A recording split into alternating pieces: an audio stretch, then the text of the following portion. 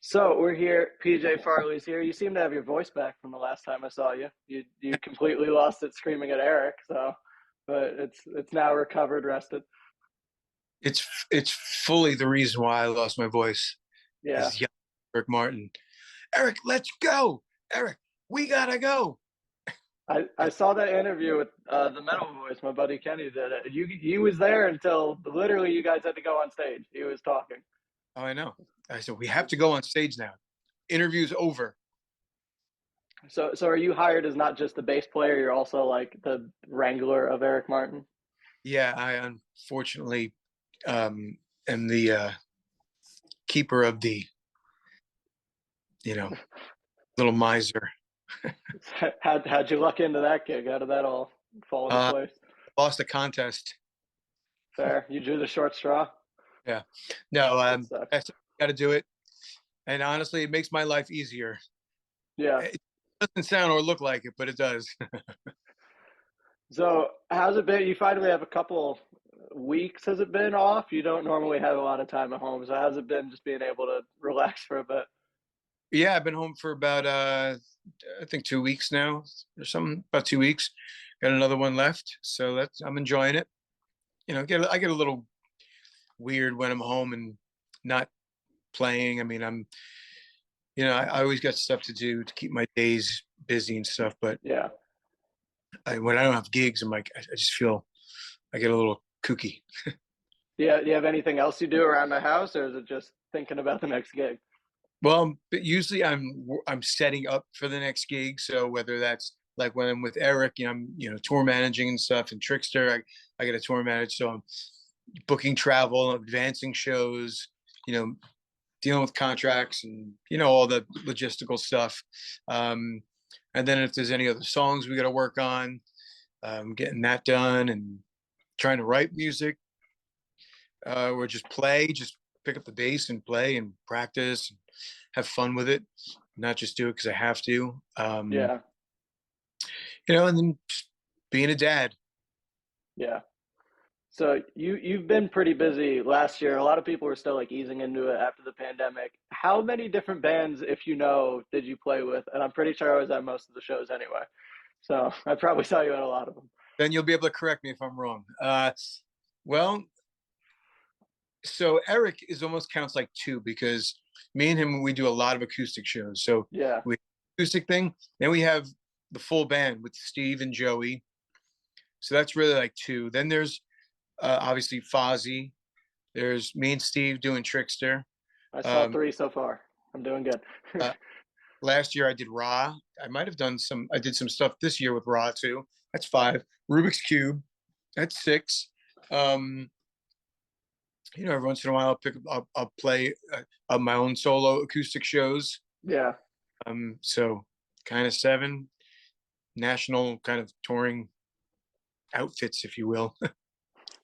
And yet I And still got time for more you also, I was there for Tokyo Motor Fest too. in In quarantine. quarantine, yeah.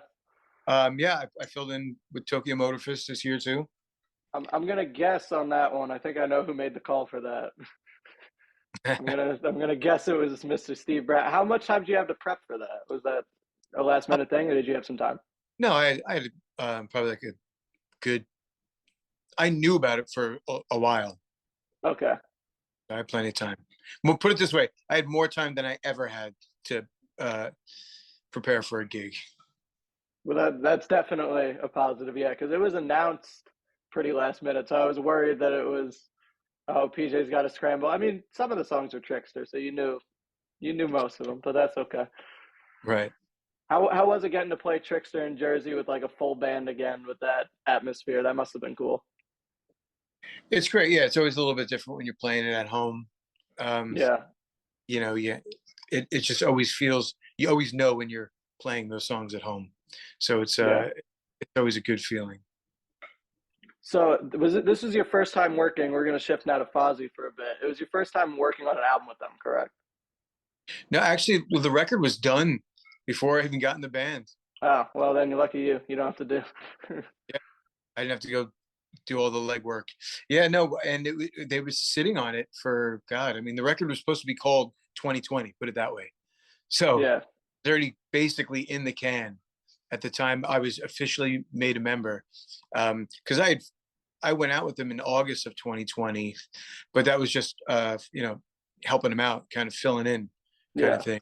It's kind of evolved, but even at that point, the record was recorded, and it was just about to get mixed, and that was Well when I then, just did my first couple of gigs with them. So they've been sitting. I mean, "Nowhere to Run" was the first single off the record.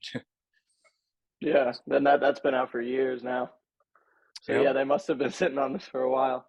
So Yeah. talk a little bit about something I know you were there for, the Australian tour with Buck Cherry. I saw some of those videos. Those crowds looked and sounded great. So how was that for you guys to be out there?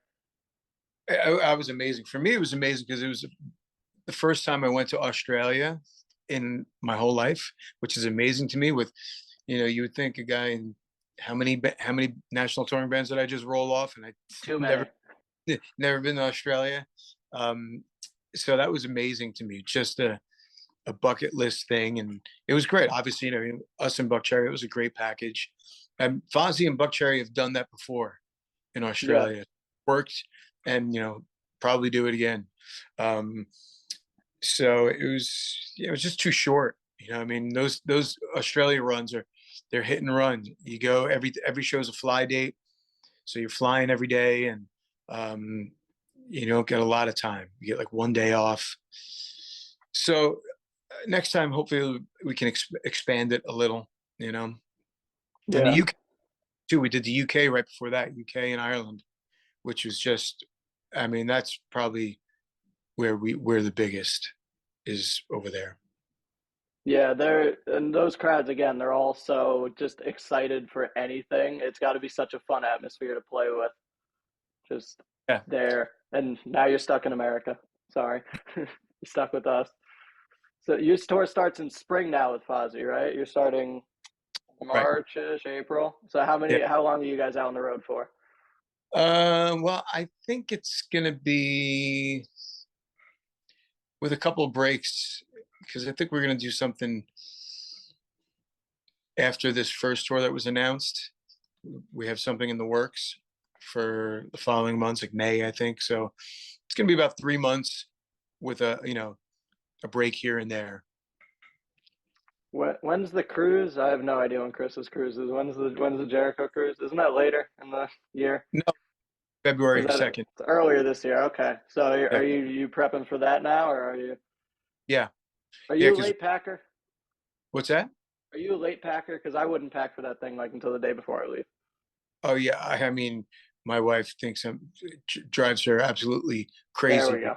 Yeah. She she is she's already packing and she's coming on with me. Whereas I go on tour for 2 months and I literally pack the day of Yeah. maybe That's the way maybe to do it.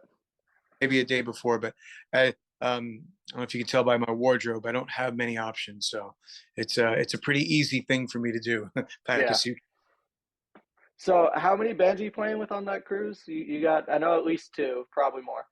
Only two. Last year Okay. I had 3 bands, and every band did a completely different set list every night. Yeah. I did 3 bands, 7 shows, 7 set lists. Wait, I would die.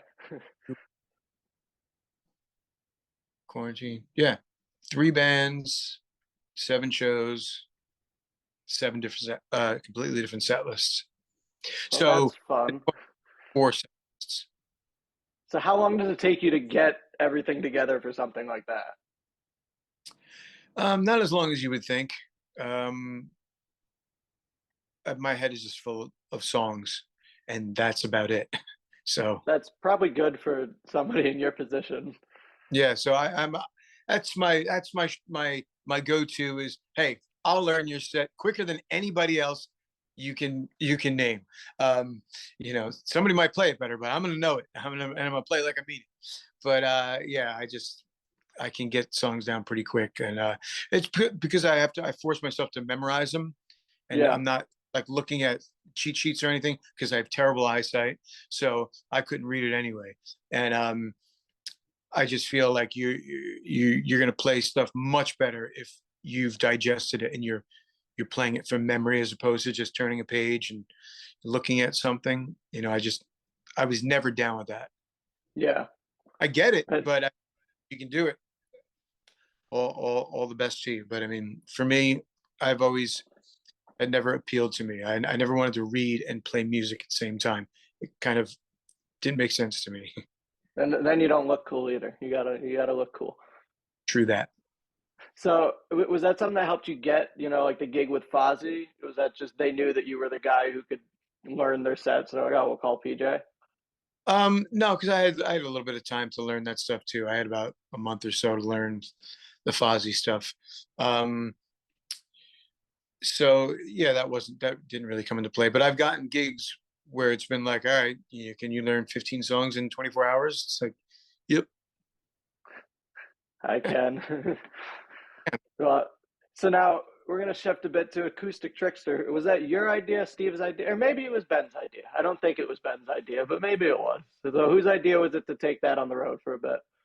Um, I mean, I guess it was mine because it started out. Me and Eric we've been doing this for 6 years, I think, together, and we had a string of shows with opening from Warrant and Firehouse, and Eric was sick, so I just said, all right, well, I'm just gonna fly Steve out and have him, we'll just play Trixter songs. We didn't rehearse or anything. I just said, look, come out next Wednesday and let's just have some fun.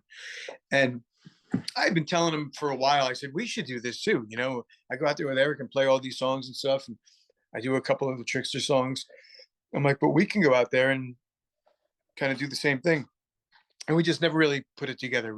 Obviously we're pretty busy, luckily. So it came down to, I was like, now we're doing it next week. Yeah, And had a great time. It just came together really quick. And there you have it. Put it on the list.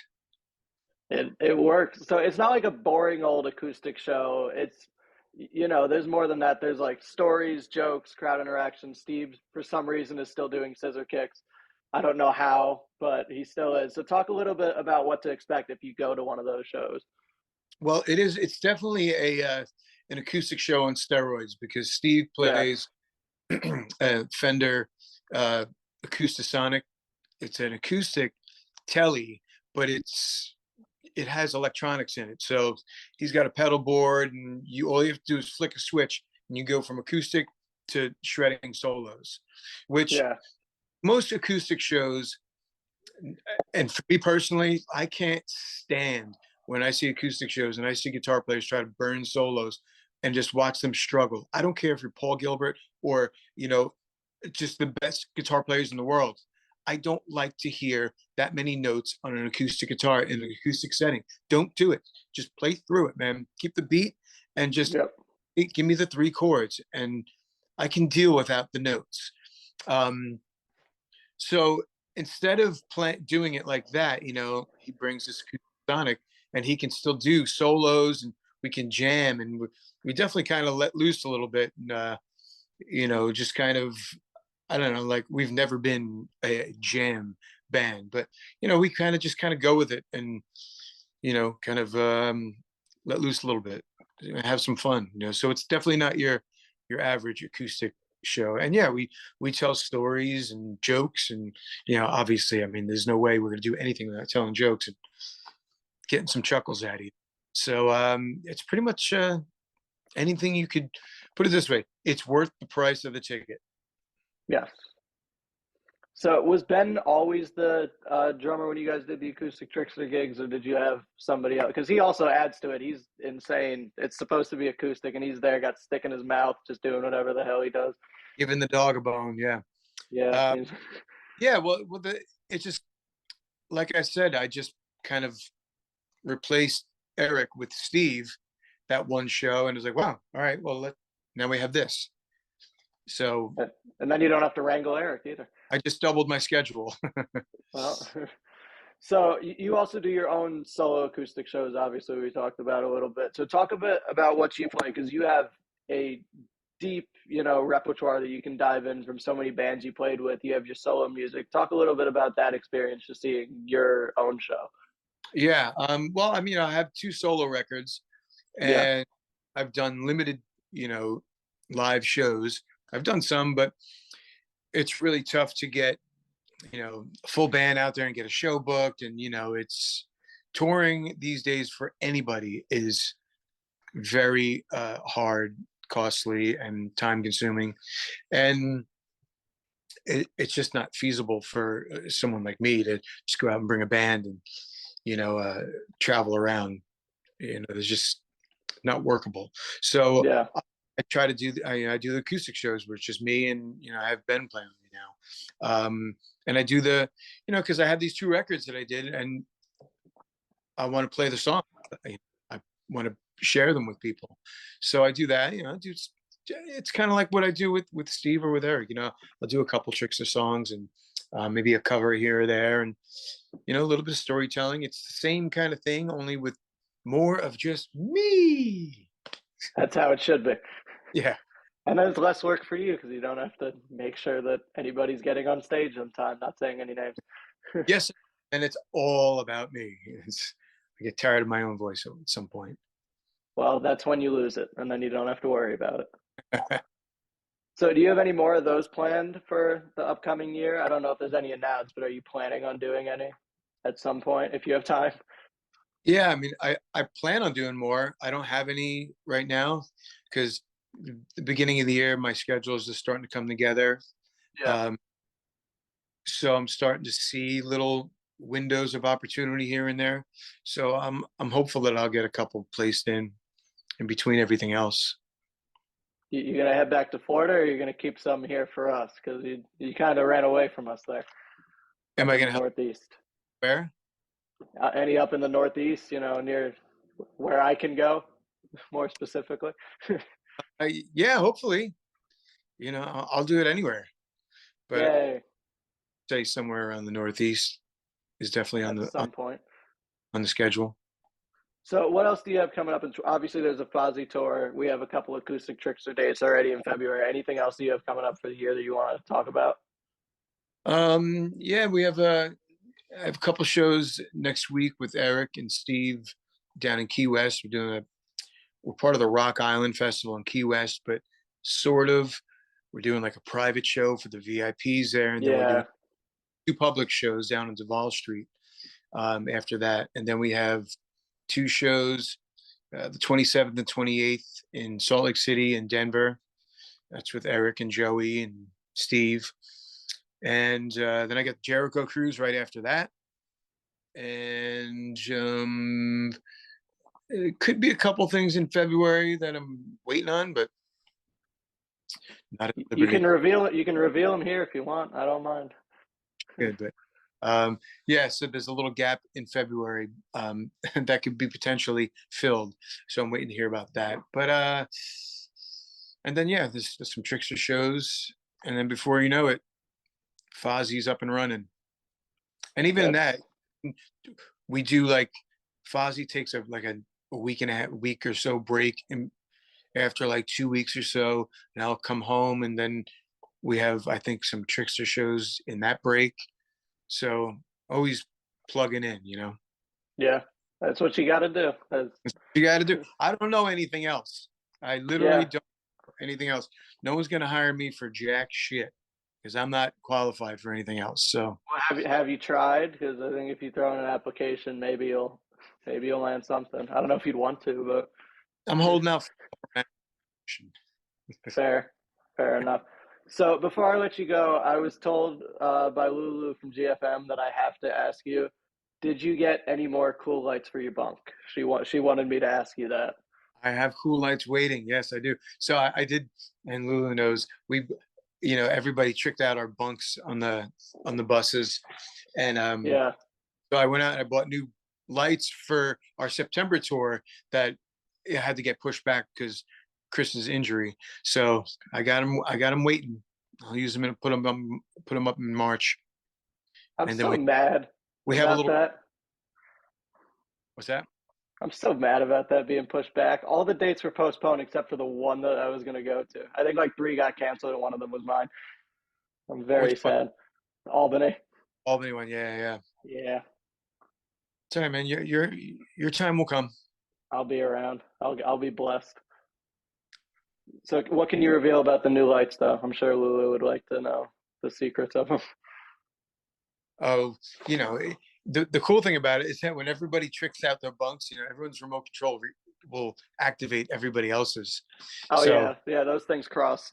you could just everybody, you know, an anxiety attack by hitting the chase mode in their bunk while they're eating. That sounds amazing. It's pretty fun. See, We've come see, a this long is way. modern touring now. Yeah, we've come a long way since when I first started touring and bunks were really small and you know you if you didn't even think about having a TV in your bunk, let alone now you could just put your phone, all my Velcro on the back and I just slap it to Yeah, the roof. And it's like what a different world. you're spoiled on the Makes bus. a lot Are you going to bring lights to your room on the cruise? Because I think you should. no, it's a little too much work. That's fair. You also got to get it through security. And man, if it's anything like last year, I wasn't even in my room. Yeah, dude, I went on one of those cruises. I'm not even playing, and I was barely in my room. So I can't imagine you like has a job to do. Yeah, no, that was that last cruise. It was. I still found time to, you know, let loose at the end of the night too, up in Chris's room though, the top of Fair. the. So yeah, not a lot of time spent in your own cabin. So other than all that, anything else you want to talk about for 2023 or 24 or 25 or 26 or whatever Uh, else? no, just hang on and keep on following me if you can. Yeah, And yeah, yeah. All right. good luck. Uh, you're going everywhere. All right, go and not pack for that cruise. Yeah. All Go right. procrastinate, which is exactly what I'd do. All right, Sam. Good talking to you, buddy. You too, pal. Take care.